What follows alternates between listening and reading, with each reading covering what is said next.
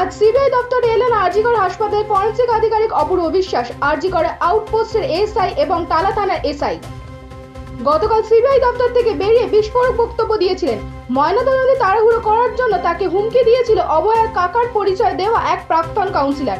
কে সেই প্রাক্তন কাউন্সিলর, কেনই বা কি হুমকি দিয়েছিলেন তা জানার চেষ্টা করছে তদন্তকারীরা।